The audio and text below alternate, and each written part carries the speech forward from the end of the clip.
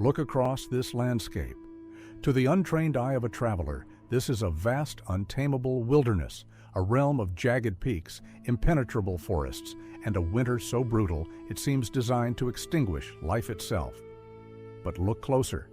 Beneath the snow, behind the smoke of the longhouses, and within the very structure of the plants themselves lies a secret. This wasn't just a home. It was a massive continental laboratory. For 10,000 years, the indigenous peoples of the Americas were locked in a relentless, high-stakes battle against the elements. They faced a world that could offer a feast one day and a total crushing famine the next. To survive here, they had to do more than just hunt and gather. They had to become the world's first true genetic engineers, master chemists, and landscape architects. They had to rewrite the very blueprint of nature to create an empire of food that would one day change the entire world. As the sun dips behind the frozen mountains, the air turns into a blade of ice.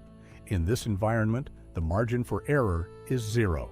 Survival is a constant, exhausting calculation of energy spent versus calories gained. We see the hands of a master craftsman, weathered and strong, working in the dim light of the hearth. He is not forging steel, but he is practicing a form of prehistoric metallurgy. He selects a massive bone, the scapula of an elk, and begins the painstaking process of transformation. Every strike of the stone against the bone is deliberate. He is creating the engine of their civilization, the hoe. He lashes the shaped bone to a sturdy branch of seasoned hickory using wet rawhide. As that rawhide dries in the heat of the fire, it performs a miracle of physics. It shrinks, exerting hundreds of pounds of pressure, locking the bone to the wood in a bond as strong as any modern industrial bolt. This tool is the bridge between the human mind and the stubborn earth. It is designed to bite into the frozen soil, to break the hold of the wilderness, and to prepare the ground for a biological miracle. But the soil is often a mystery. In many places, it is tired, drained of its nutrients by the towering pines and the relentless rains. The ancient farmers knew that to take life from the earth, they had to give it back. As the spring thaw begins and the rivers swell with ice melt, we witness the first hack of American agriculture. They didn't just drop a seed into a hole, they engineered a nutrient delivery system. They captured the migrating fish from the cold streams and buried them directly beneath the soil mounds. It sounds simple, but it is a masterstroke of biological engineering. As the fish decomposes, it releases a slow, steady stream of nitrogen, phosphorus, and potassium, the holy trinity of plant growth. It creates a localized hot zone of fertility, a biological battery that will power the plant through the hottest months of the summer. They were feeding the earth so the earth could feed them. From this foundation of bone and fish rose a synergy of plants so sophisticated that modern science still struggles to match its efficiency. The Three Sisters. This was the ultimate agricultural machine. First, the corn, the elder sister. Through thousands of years of selective breeding, they transformed a tiny rock-hard mountain grass called teosinte into this golden giant. It was a feat of genetic manipulation that required staggering patience. The corn provides the height, reaching toward the sun to act as a living trellis. But corn is a greedy plant. It is a nitrogen sink that leaves the soil barren. To solve this, they planted the bean, the second sister. The bean vines wrap around the corn, tying the stalks together to provide stability against the violent summer windstorms. But her true power is invisible, occurring beneath the surface. In the dark of the soil, the bean roots form a partnership with specialized bacteria that literally pull nitrogen out of the air and lock it into the earth, replenishing the very nutrients the corn consumes. Finally, the squash, the third sister, spreads her massive broad leaves across the ground. This creates a living carpet of green, a biological armor that shades the soil, trapping every precious drop of moisture and preventing the sun from baking the roots. Her prickly vines act as a natural defense, a barbed wire barrier that deters the deer and the raccoons. Corn, beans, and squash, three distinct species working as a single, self-sustaining unit. Together, they provided a perfect balance of proteins, complex carbohydrates, and essential fats. It was a miracle of diet and ecology, born from thousands of years of observation. But the challenge of the Americas was more than just growing the food, it was surviving the chemistry of the food itself. This is where the story takes a dark turn into a mystery of the human body. Corn is a powerhouse of energy, but its most vital nutrient, vitamin B3, or niacin, is chemically locked away by a molecular bond that the human stomach cannot break. A person could have a mountain of corn, eat until their belly is full, and still slowly, painfully starve to death from a disease called pellagra. How did the ancient people solve a problem they couldn't even see under a microscope? They turned to the hearth. They discovered that by soaking the corn in an alkaline solution made from the white wood ash of their fires or from crushed, burnt seashells, they could trigger a chemical revolution. This process, known as nixtamalization, broke the molecular bonds, releasing the niacin and transforming the corn into a complete, life-sustaining protein. It was a piece of chemical engineering so profound that it allowed the massive urban centers of the Mississippians, the Maya, and the Aztecs to rise. It was the difference between a small, struggling tribe and a global superpower. As the golden light of autumn settles over the village, the labor intensifies. The harvest is not just a collection of food, it is a collection of genetic data. We see the women sorting the cobs, choosing the most vibrant colors and the most resilient grains to be the seeds for the next year. This was a massive continental genetic insurance policy. By maintaining thousands of different varieties, corn that could grow in the desert, corn that could survive the frost, beans that thrived in the humidity, they ensured that no matter what catastrophe the gods threw at them, the village would not go hungry. They were managing risk on a scale that modern corporations would envy. The grain is gathered, but now it must be protected from the silent killers, moisture and pests. In the heart of the village, we see the engineering of the granaries. Thousands of colorful cobs are braided together by their husks and hung from the high rafters of the longhouses. Here, the constant smoke from the central fires acts as a natural preservative, a chemical shield that keeps insects and mold at bay. But they went even deeper. They engineered underground silos, massive bell-shaped chambers lined with birch bark and parched grass. These pits functioned as natural refrigerators, maintaining a constant, cool temperature and an oxygen-depleted environment that could keep grain fresh for years. This was their strategic reserve, the buffer between prosperity and extinction. Inside the longhouse, the atmosphere is one of hard-won security. The air is thick with the scent of parched grain and wood smoke. We see the women grinding the nixtamalized corn on heavy stone matats, the rhythmic sound of stone on stone echoing the heartbeat of the village. They reduce the grain to a fine, versatile flour, kneading it with water into a dough that will be shaped into flatbreads. These cakes are baked on hot stones over the open flame, producing a food that is as delicious as it is nutritious. This is the culmination of a 10,000-year journey, from a wild mountain grass to a gourmet superfood that would one day conquer the world.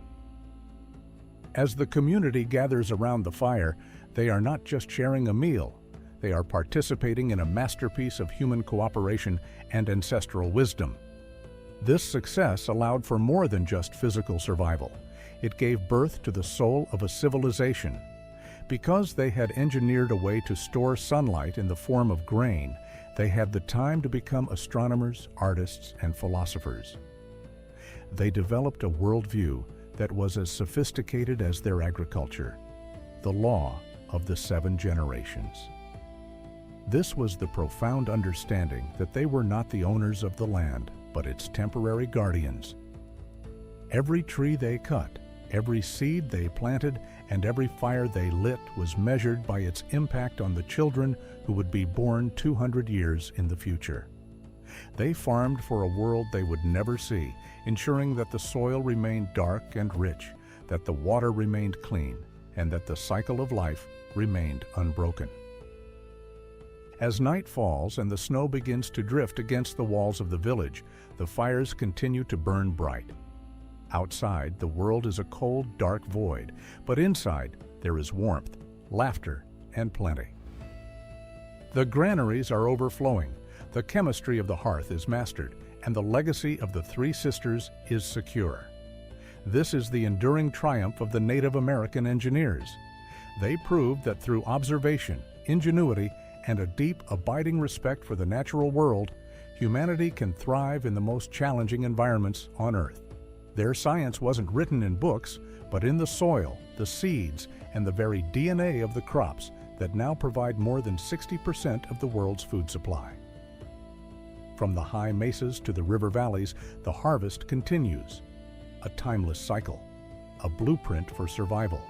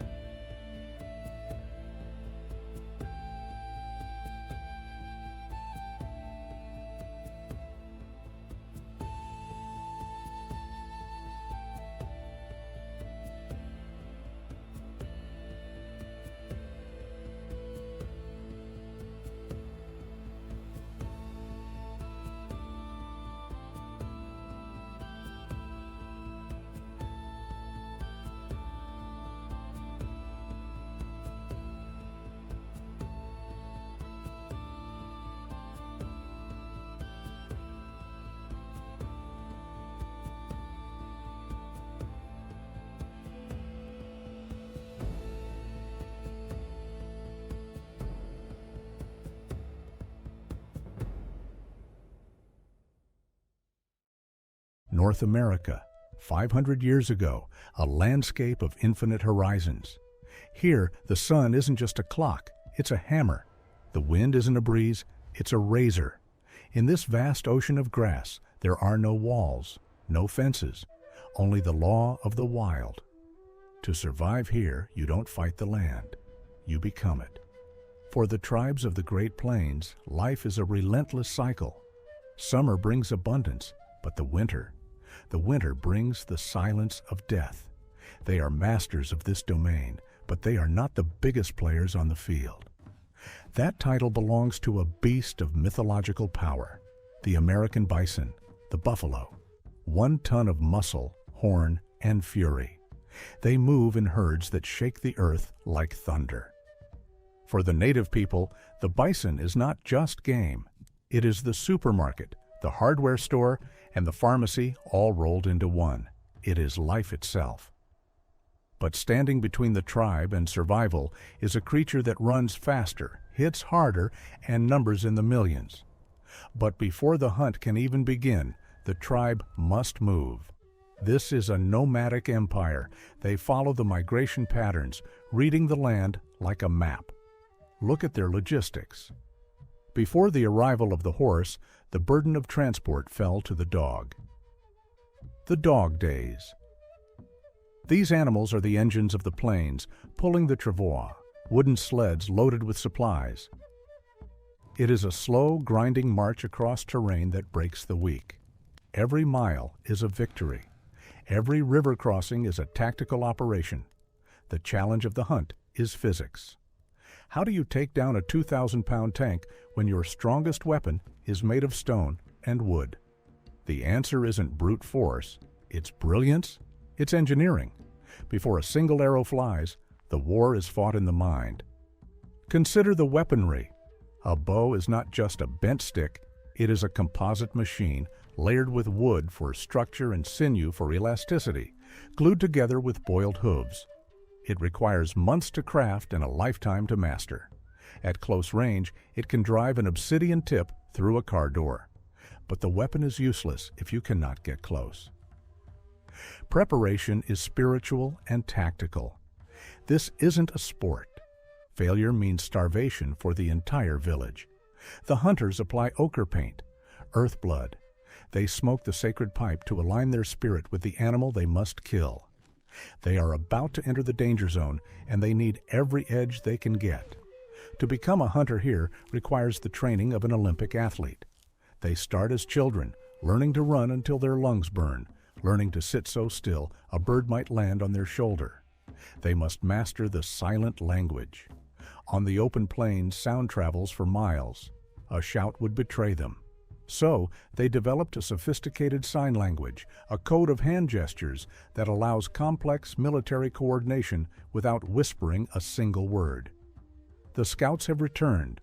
The herd is spotted, but they are miles away in open terrain. A direct approach is impossible. The bison will stampede and scatter. The tribe needs a bottleneck. They need a trap.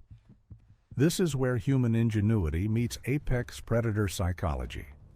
The hunters don disguises, wolfskins. Bison are used to wolves. They know a wolf pack will only attack the sick or the stragglers. They don't panic at the sight of a wolf. They watch.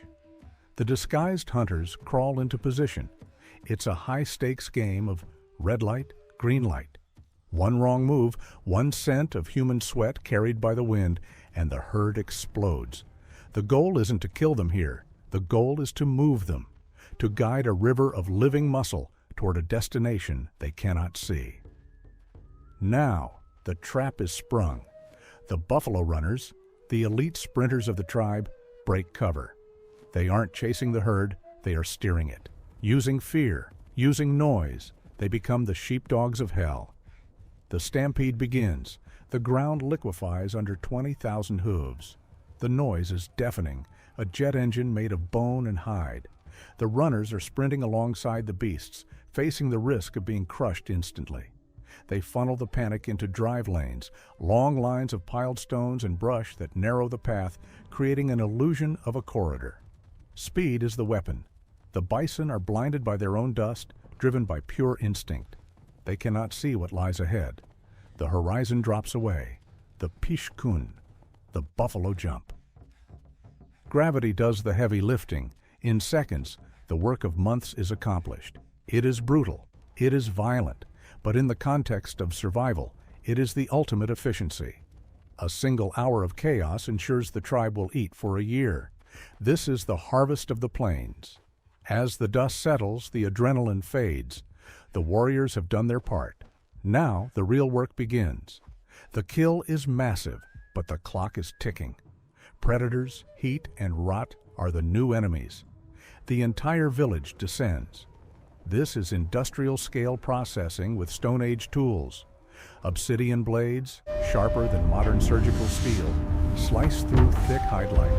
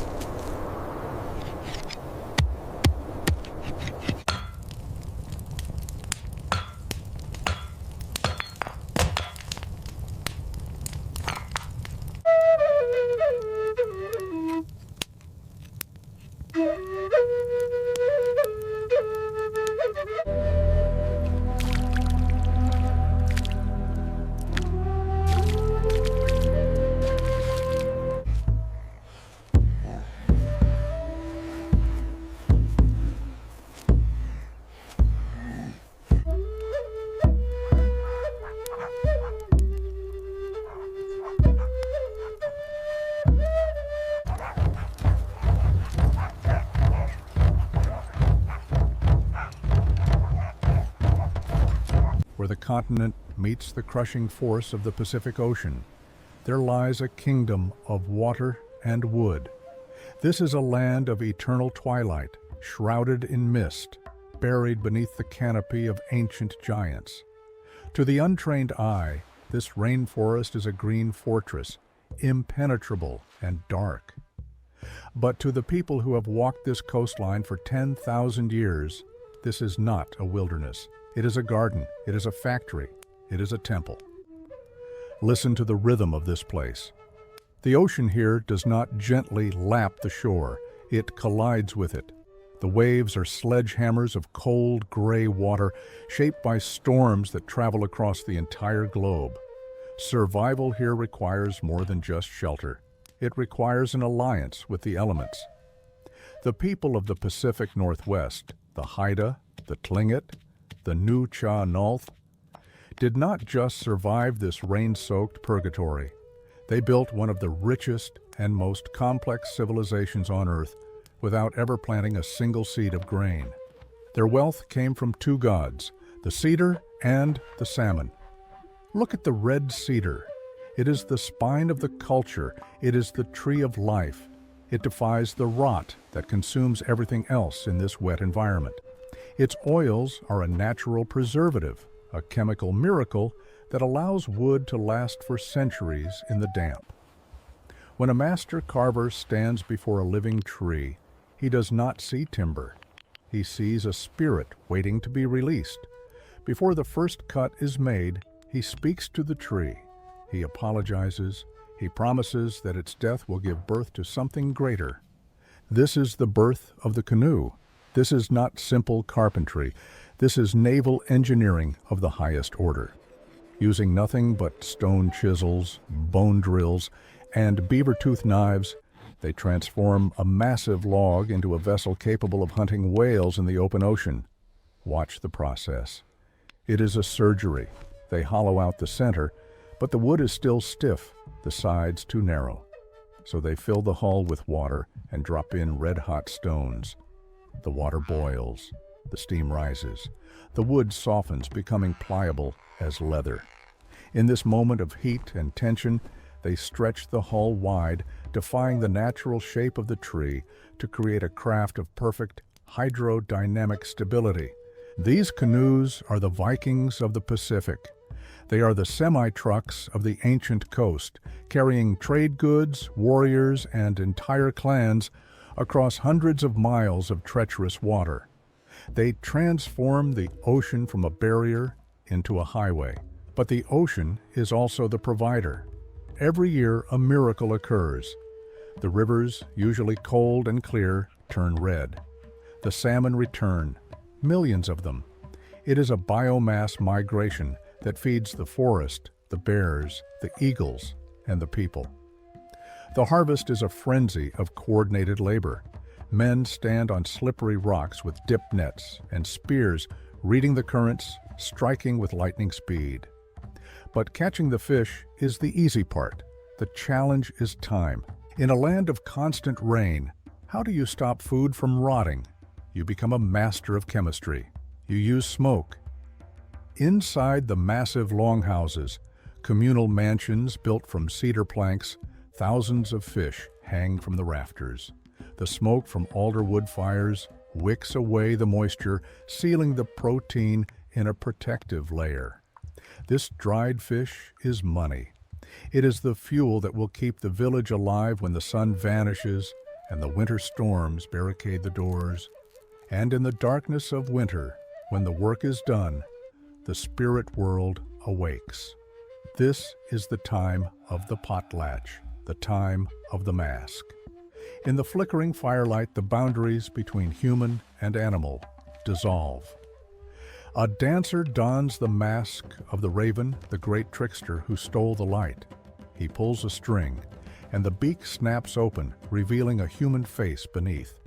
It is a sophisticated theatrical technology designed to teach a fundamental truth, that all life is shape-shifting. The bear, the wolf, the eagle, they are just people wearing different skins. To wear the mask is to access their power, to see the world through eyes that are not human. These stories are not written in books. They are written in the totem pole. These towering monuments are the heraldry of the coast. They are family trees carved in relief. They tell the neighbors, "We are the children of the whale. We hold the rights to this river. We are the keepers of this land." As long as the cedar stands, the story remains. Transition to the southwest and plains. But leave the mist behind. travel inland, past the mountains, away from the smell of salt and cedar. The world changes, the green vanishes, the air turns dry and sharp, the earth turns to rust and blood. This is the kingdom of stone and sun, the American Southwest and the Great Plains. Here, the challenge is not the rain, it is the lack of it. Water here is not a constant. It is a ghost. It appears in flash floods and vanishes into the cracked earth. To live here, you must be a master of efficiency. You cannot waste a drop. You cannot waste a movement. Look at the architecture of the Southwest. The ancestral Puebloans did not build with wood, for there were no forests. They became geologists. They built their cities directly into the cliffs, using the sandstone itself. These are the first apartment complexes of North America, defensive citadels tucked under massive rock overhangs. This placement is genius solar engineering. In the summer, when the sun is high and scorching, the cliff shadow keeps the city cool. In the winter, when the sun is low, the rays penetrate deep into the rooms, warming the stone walls. They molded the earth with their hands. Pottery here is not a hobby. It is a critical survival technology. A leaking basket in the desert is a death sentence. But a fired clay pot, painted with geometric prayers for rain, can hold water for weeks. They knew the soil. They knew which clay would crack in the fire and which would harden into stone. And further north, on the endless ocean of grass that is the Great Plains, a different kind of adaptation took hold. Here, life is motion. You cannot build stone cities because the food moves. And the food is a monster. The American bison, a creature of terrifying power, a tank made of muscle and fur. For the people of the plains, the bison is God's pantry.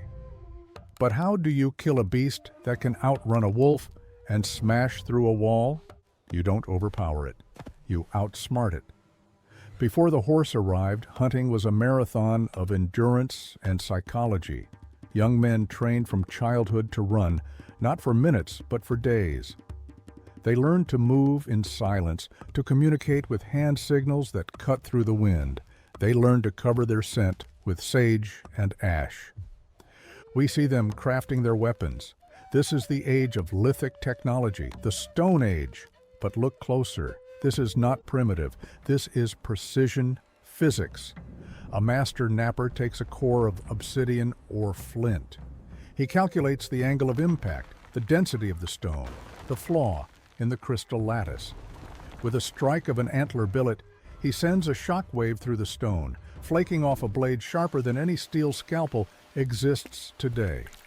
This point, bound to a shaft of straight ash with deer sinew, is a missile designed for maximum penetration. But one man with a spear is nothing against a herd. The hunt is a collective effort. It is a puzzle of landscape. They find the buffalo jump, a cliff edge hidden by a rise in the terrain. The runners, sometimes disguised under wolf skins, manipulate the herd's instinct. They don't chase, they guide. They create a funnel of fear. When the stampede begins, the ground shakes with the force of an earthquake. The bison, blinded by dust and panic, surge forward over the edge. It is a moment of extreme violence, but it is followed by a moment of extreme reverence. When the dust settles, nothing is wasted. The harvest begins immediately. The hide becomes the teepee, the mobile home of the plains, an aerodynamic cone that sheds the wind. The bones become tools, awls, needles, scrapers. The horns become spoons. The stomach becomes a cooking pot. The sinew becomes thread. The brain is used to tan the leather. It is a closed-loop economy where the animal is honored through total utilization. And what of the food? They invented the ultimate survival ration, pemmican. They took the lean meat, dried it until it was brittle, pounded it into a powder, and mixed it with rendered fat and berries. This food is dense, high energy, and imperishable. It could stay edible for years. It allowed them to travel, to survive the brutal winters, to keep moving across the vast expanse. Life in these environments, whether the dripping forests of the Northwest or the sun-baked canyons of the Southwest, forged a specific kind of human spirit. It is a spirit of observation. Look at the old man teaching the child. There are no written manuals here. The classroom is the forest floor. The textbook is the behavior of the raven. The exam is survival. They learn that the world is not a collection of objects, but a community of subjects. The tree has a right to stand. The deer has a right to run. When you take a life, you incur a spiritual debt that must be repaid with gratitude and ritual. In the Pacific Northwest, they carved their gratitude into the cedar, raising totems that watch the sea. In the Southwest, they painted their gratitude onto the canyon walls, red ochre handprints reaching for the sky. These were not people struggling against nature. They were people who had solved the riddle of their environment. They understood that they were not the owners of the land, but its custodians. They knew that the health of the salmon was the health of the people, that the migration of the bison was the heartbeat of the tribe. As we look back at them, moving through the mists or climbing the red rocks, we see a resilience that is almost impossible to comprehend in the modern world.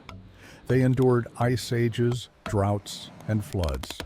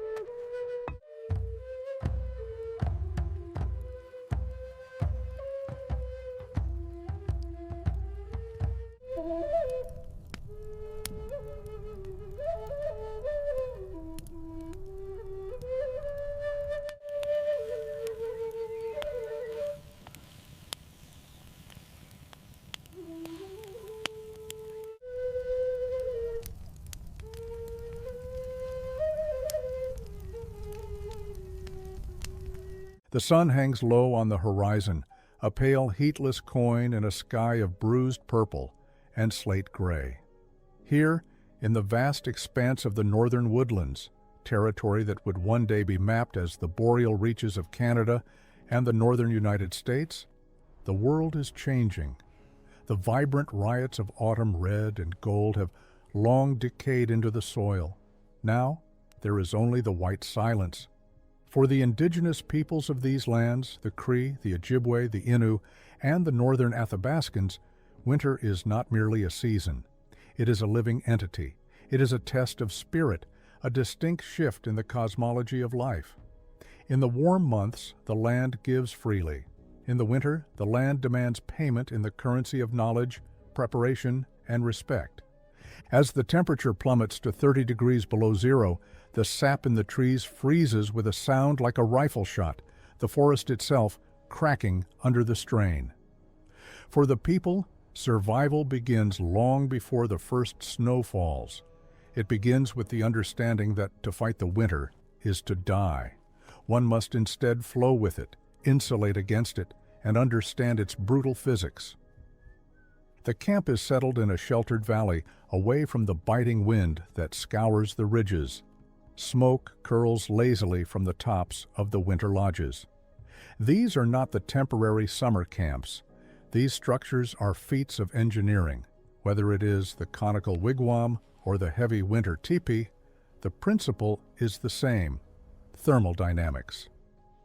Let us look closer at the shelter. It is built of sturdy saplings, often birch or willow, bent and lashed together with spruce roots. But the genius lies in the layering. The coverings are thick hides, moose or caribou, tanned with a mixture of animal brains and smoke to keep them pliable and water-resistant. Inside, it is not merely a tent, it is a machine for retaining heat. The floor is lined with thick boughs of balsam fir. This is not for decoration. The needles trap pockets of air, creating insulation against the frozen earth, preventing the cold from seeping up into the sleeper's bones. In the center, the fire is small but constant. The smoke rises to the opening at the apex, but a crucial innovation keeps the heat in: the liner. A dew cloth or inner skin hangs from the poles, creating a double wall effect. The cold air entering from the bottom travels up between the outer shell and the inner liner, creating a draft that draws the smoke out while leaving the living space draft-free and surprisingly warm. Outside, the wind may howl, but inside, the temperature is stable. But one cannot stay inside forever. To step out is to enter an alien environment. The clothing worn here is the result of thousands of years of adaptation. It is tailored technology. The base layer is soft leather, worn with the fur turned inward against the skin to trap body heat. The outer layer has the fur turned outward to shed snow. Consider the moccasin. A tight boot restricts blood flow and invites frostbite. The winter moccasin is soft, spacious, and packed with dried moss or grass. This organic insulation wicks away sweat, the killer of the north, and keeps the foot warm even when standing on ice for hours. Survival is a calorie game. In the cold, the human body burns energy at a furious rate simply to maintain its core temperature. Fresh game is scarce. The deer yard up in deep cedar swamps. The bears are asleep. The people rely on the work done months ago. They eat pemmican. This is the ultimate survival ration.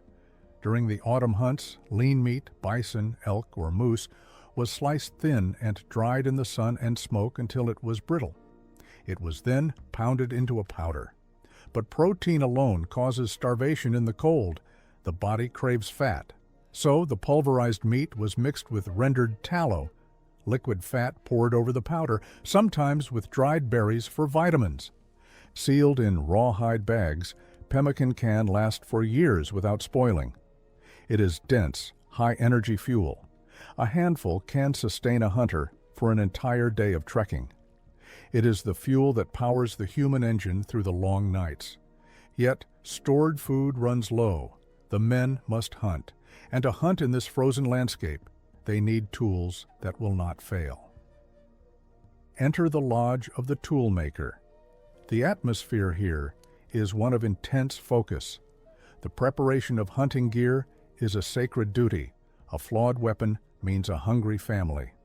The primary weapon is the bow. But a winter bow is different. Wood becomes brittle in extreme cold. A green stick would snap. The bowyer has selected a stave of ash, hickory, or Osage orange, harvested seasons ago and cured slowly in the shade to prevent checking. He works the wood with a stone scraper, following the grain. But the secret to its power is sinew. The toolmaker takes the tough, fibrous tendons from the spine of a deer. He chews them to soften the fibers, separating them into threads. Using a glue made from boiled hooves or fish skins, a natural collagen adhesive, he layers the wet sinew onto the back of the bow. As the sinew dries, it shrinks. This shrinking pulls the wood backward, creating a reflex curve.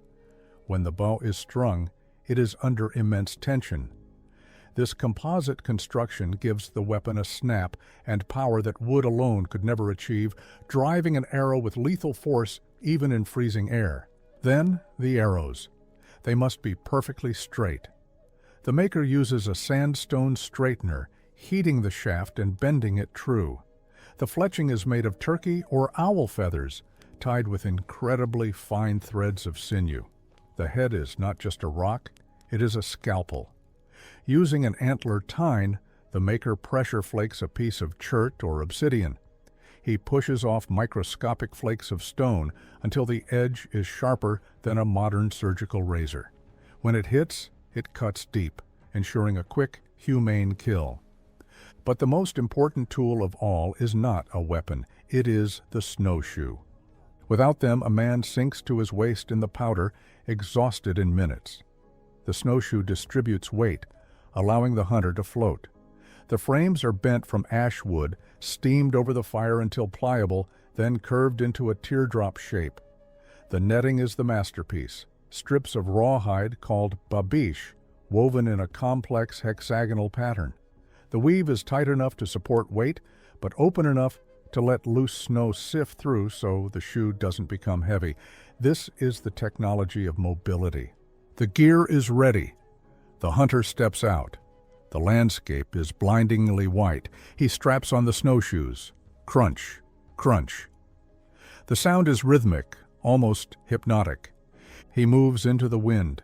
He is looking for signs, broken twigs, pellets of scat, the depression in the snow where a moose has bedded down.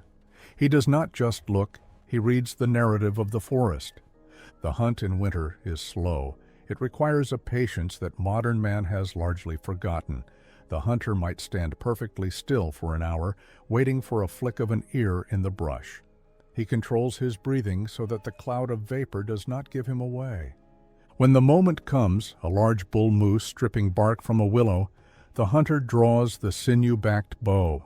The wood groans softly, a tension building. He releases. The arrow flies silent and true. There is no cheering. There is a solemn gratitude. As the animal falls, the hunter approaches and offers a prayer, thanking the spirit of the moose for giving its life so the village may see another spring. He cleans the animal quickly, for the carcass will freeze solid in an hour. Every part will be used, the meat for food, the hide for warmth, the bones for tools, the sinew for the next bow. Nothing is wasted. As he drags the toboggan back toward the smoke of the distant fires, the northern lights begin to dance overhead, curtains of green and violet shimmering in the thermosphere. Here, in the deep winter, life does not just endure, it adapts, it innovates, and it persists. Through the mastery of fire, the engineering of the lodge, and the precision of the stone and the bow, the people do not fight the cold. They embrace it, living in a harsh, beautiful harmony with the white silence.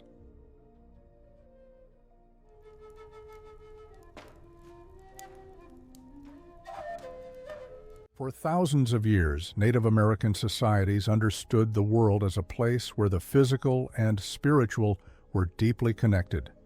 Illness, weather, animals, and human fate were not seen as separate forces, but as parts of a single living system.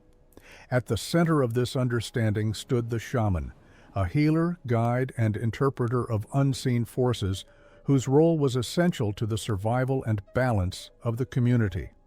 Shamans were not chosen by wealth or power.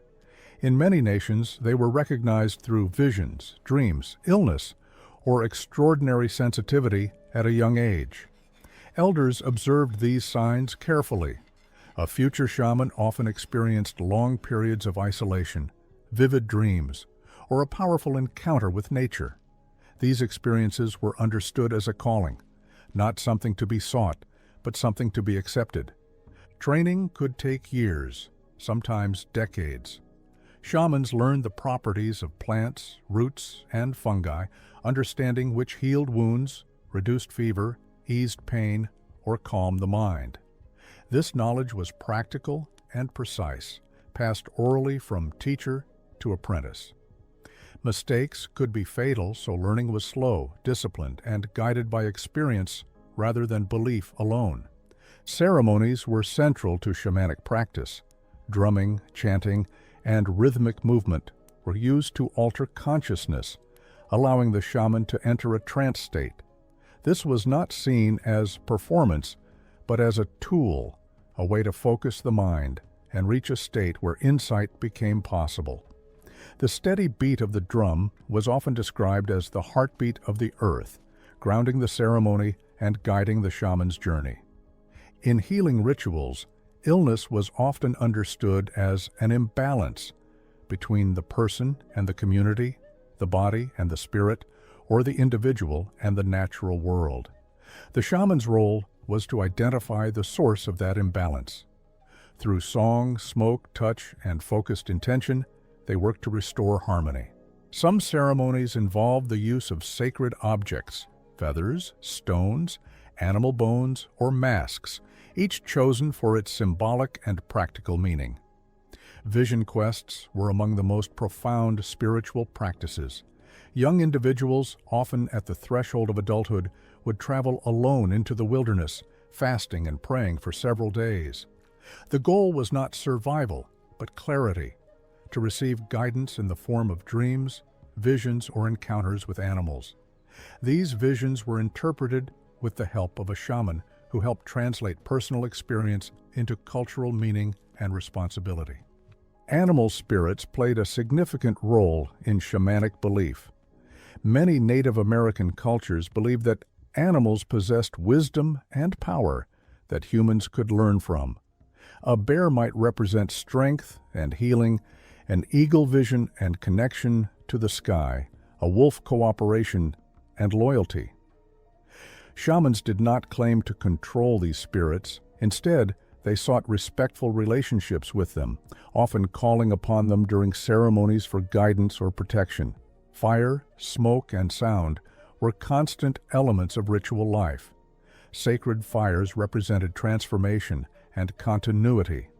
Smoke, often produced by burning sage, sweetgrass, or cedar, was used for purification, cleansing individuals, objects, or spaces before important events.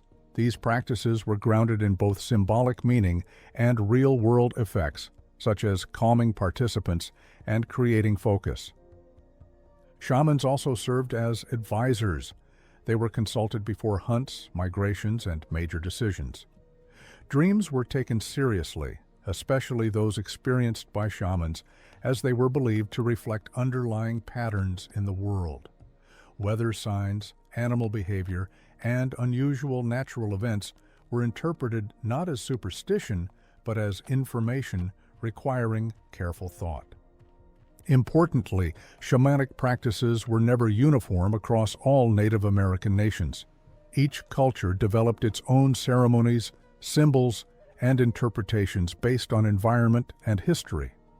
Arctic shamans worked closely with marine animals and ice spirits. Plains shamans focused on bison and sky powers, while southwestern traditions emphasized earth, rain, and fertility. Despite these differences, a shared principle remained.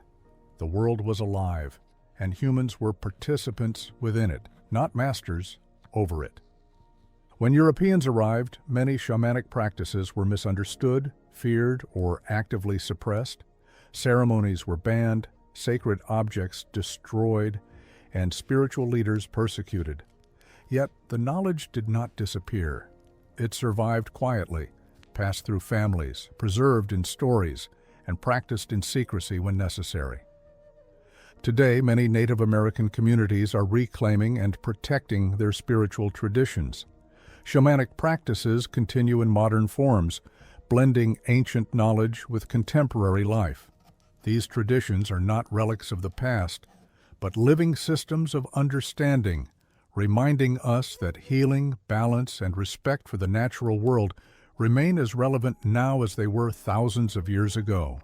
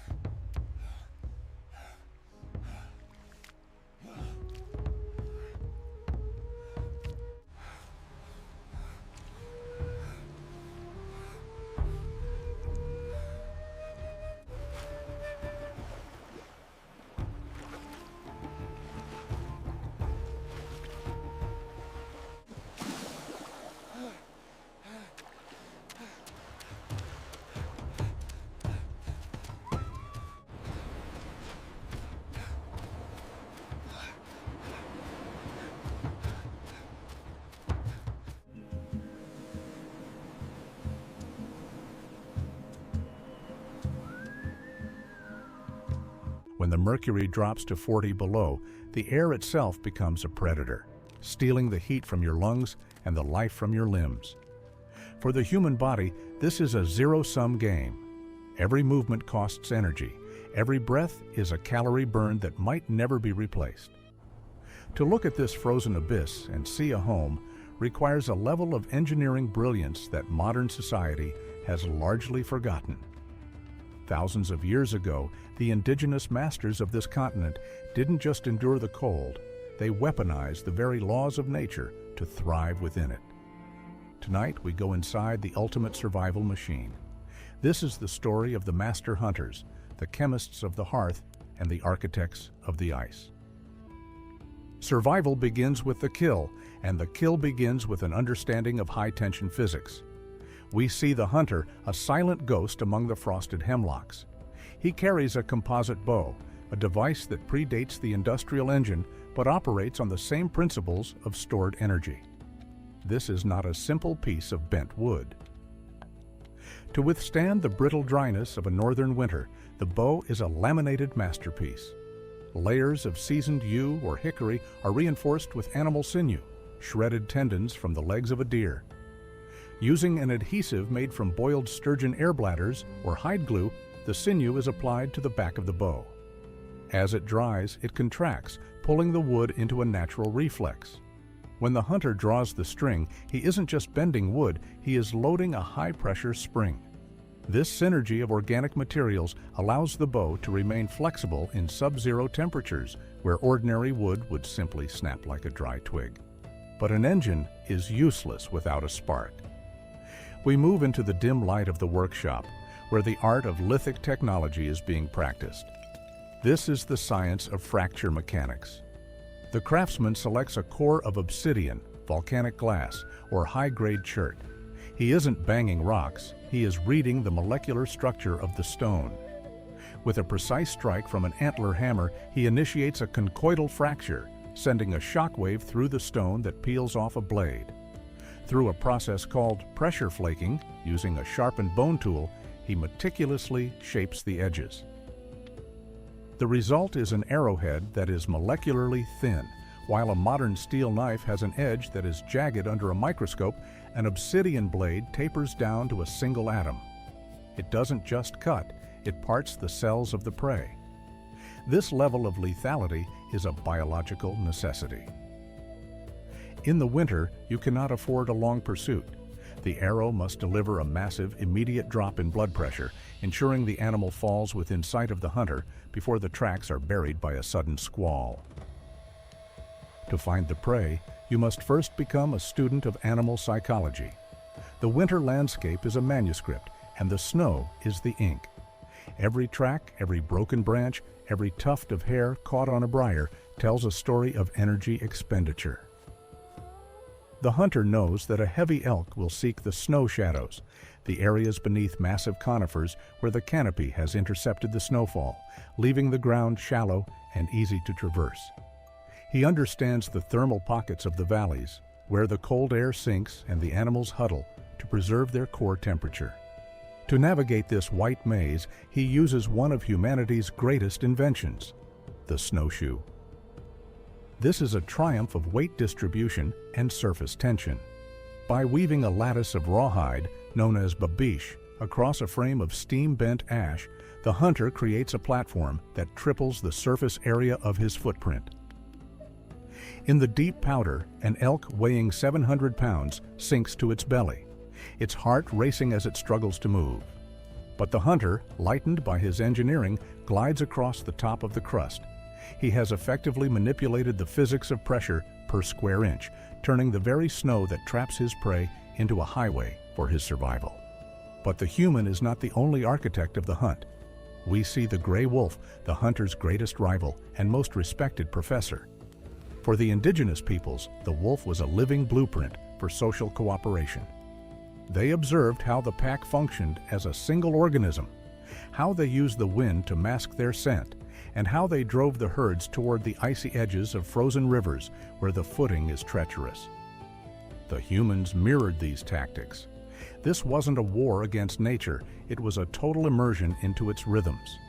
They learned to hunt in shifts, to use vocalizations to coordinate movement across miles of forest, and to respect the transfer of life. When the blood hits the ice, it is viewed as a sacred transaction, the energy of the animal moving into the DNA of the village. Sometimes survival requires stepping into the mouth of death. The bear hunt is the most dangerous operation in the winter repertoire. Entering a stone-lined den in the middle of a blizzard is a gamble against a half-ton of muscle and claws. But the reward is worth the risk. We see the warriors approaching the cave, their spears tipped with translucent stone.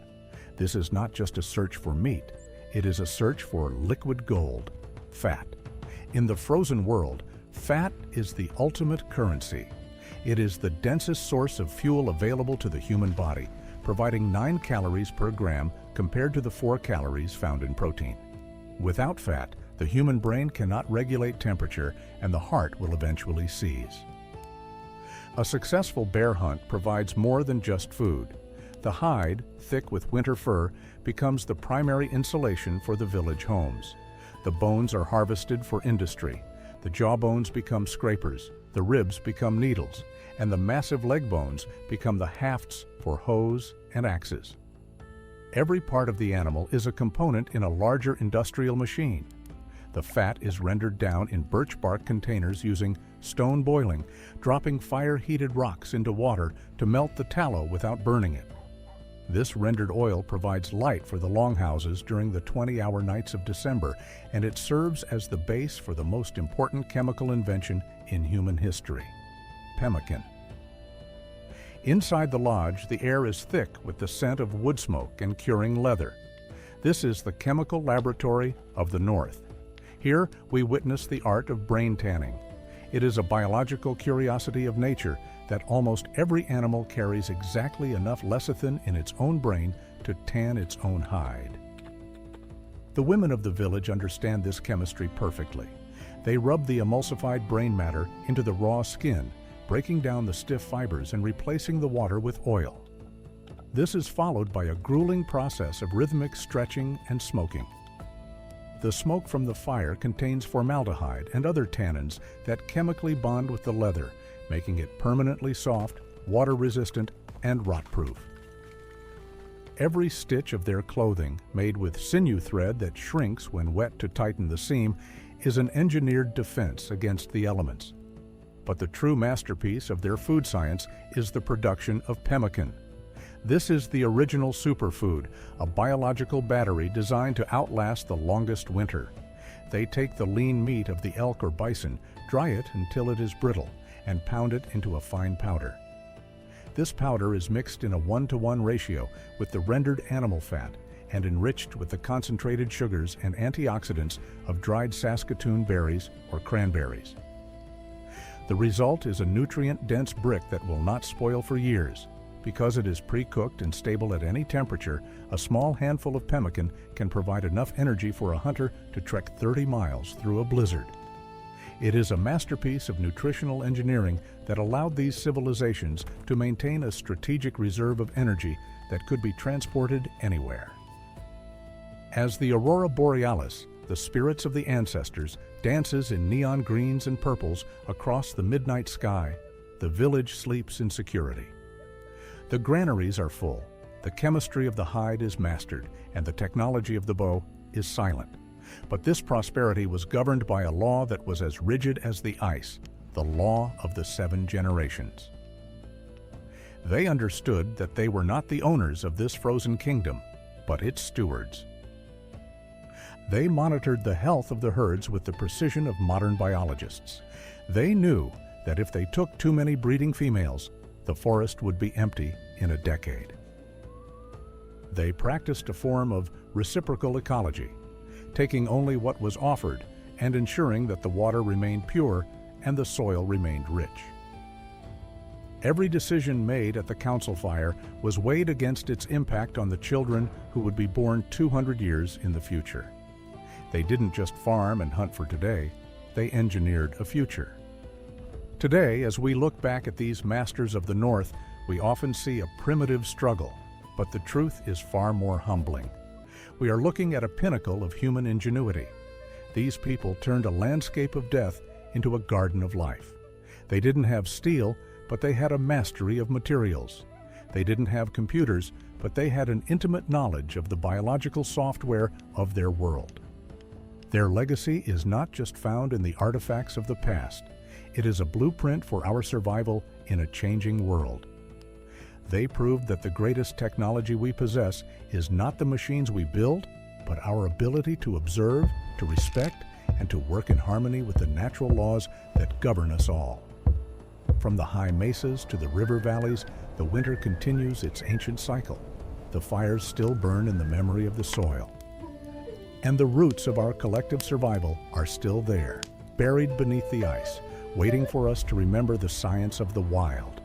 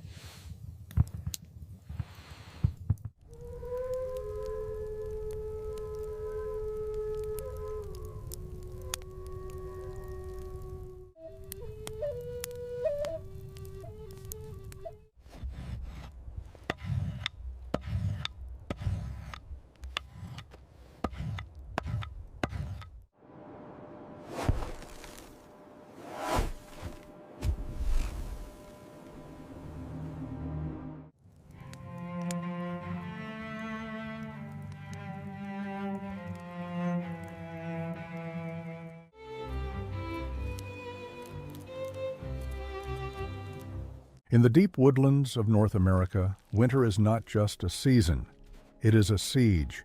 For months, the land is locked in iron-hard frost, and the forest stands silent, dormant, and gray. But as the angle of the sun shifts and the days begin to lengthen, a microscopic awakening begins long before the snow melts.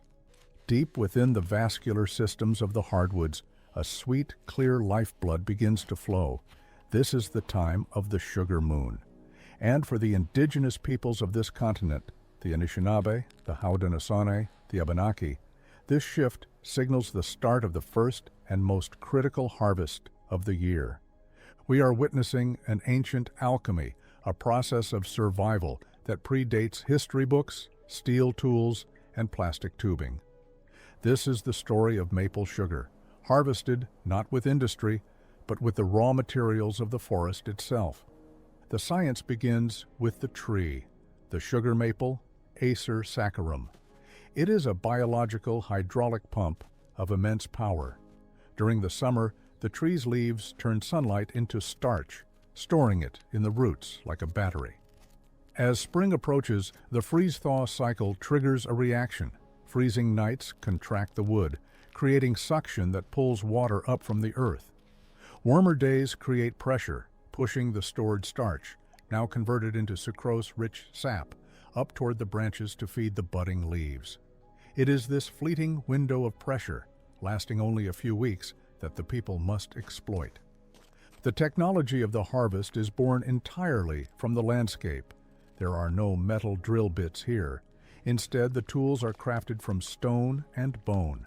A master of the craft selects a location on the trunk, reading the bark to find the path of the sapwood, the cambium layer. Using a knife chipped from flint or obsidian, a diagonal gash or a precise hole is made. It must be deep enough to access the flow, but careful not to wound the tree permanently. The relationship is reciprocal. The tree provides, and the people respect. To guide the fluid out, nature provides the perfect conduit. Sumac or cedar branches are harvested.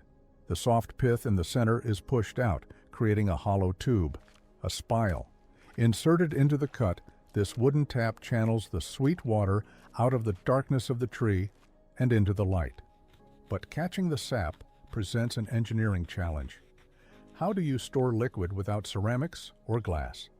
The answer is the paper birch tree. Birch bark is one of nature's miracle materials. It is waterproof, flexible, and rot-resistant thanks to a compound called betulin. Indigenous artisans craft mokuks, watertight baskets folded from single sheets of bark and stitched with the roots of the spruce tree. Sealed with a mixture of pine pitch and animal fat, these vessels are lightweight and durable, capable of holding the precious cargo. The work is physically demanding. A single maple tree might yield only a drop every few seconds. Pling, pling, pling. It is a slow, rhythmic accumulation. To make a significant amount of food, hundreds of trees must be tapped. The families move through the snow-laden forest, checking the mokuks, pouring the clear liquid into larger carrying vessels. It is a game of volume. The ratio is unforgiving. To produce 1 gallon of syrup, one must collect 40 gallons of sap. To make sugar, the ratio is even higher.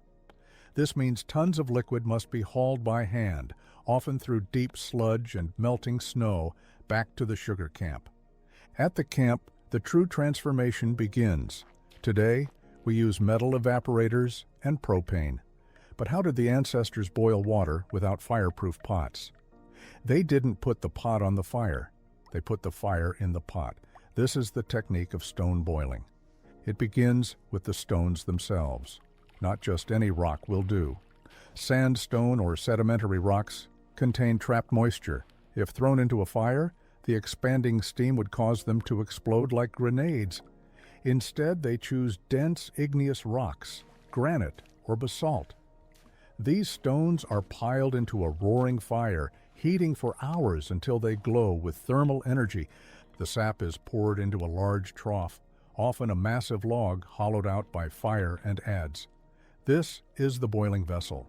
The fire tenders, using long wooden tongs, pluck the white-hot stones from the embers. With a hiss that echoes through the trees, the stone is dropped into the icy sap. The reaction is violent and immediate. The thermal mass of the rock transfers its heat to the liquid instantly. The sap boils, rolling and churning around the stone. Steam billows up, carrying away the water, leaving the sugar behind. As the stone cools, it is removed and replaced by another fresh from the fire. It is a continuous loop of labor, stones in, stones out. The fire must be fed, the stones must be cleaned of carbon and ash, the sap must be skimmed. This process continues for days and nights. The camp becomes a factory of steam. The air grows thick with the smell of wood smoke and caramelized sugar. As the water evaporates, the liquid thickens, the viscosity changes.